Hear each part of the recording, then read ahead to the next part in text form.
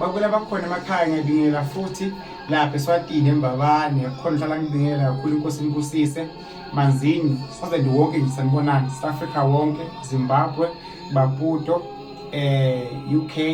nonke nje ningibukela sanibona kule bakhona emakhaya ngithaza mini lo epititive ngiyanthanda kakhulu esikhuleke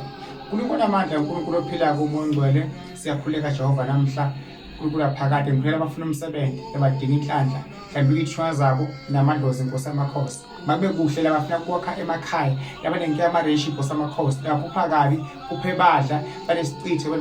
banemasho basingelwa ngamahlobe banenke izingozi lezaba zihambe kahle azikhululeke aziphumelele ngicela impumelelo kuphela egameni likaJesu uNkulunkulu amandla ngesithiyo esinamandla masizile uqozo phakade amen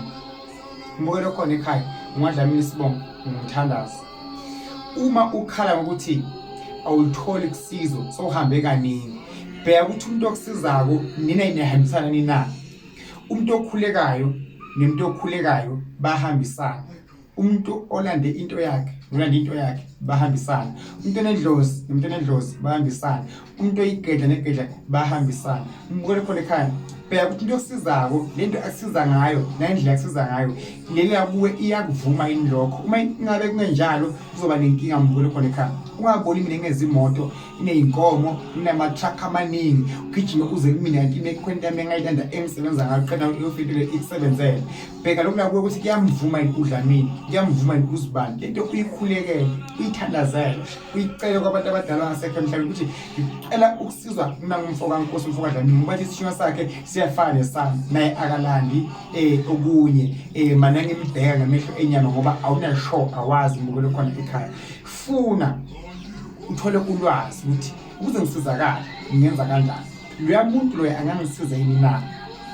ungafuni into ezingaphezulu kwamandla mbukelo khona ekhaya lo enginako mina yanginelisa mbukelo khona ekhaya ngiyakhuleka mina ngiyathandaza khanda iwasho khande intambo ngakhela abantu amanzi amakhandlela impepha ngendlela engikhona ngayo but bese kufuna into ezingaphezulu kwamandla mina anginazo mbukelo khona ekhaya naloko mina enginako okungangihluphi okwami nabanye abanokwabo asibagxeki iBhayibheli singagxekani umuntu nemuntu uyokwahlula ubani uNkulunkulu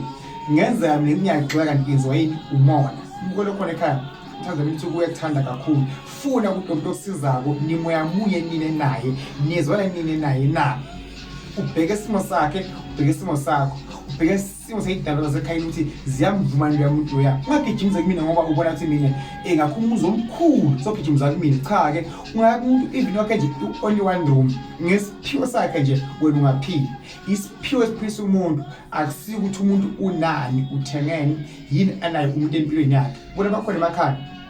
sanikhuleke nathi nithola umsebenzi silakhele iwasho mina sekuphethe hlala eMpumalanga ngiyamfaka umuntu ePhomeni ngimfaka umuntu eZibeni ngilibethele ikhala umuntu sisuse umuntu nabe umuntu athitshuliwe simbisele esimeni sakhe inhla yakho mina ngayibisela kuwe ungaphili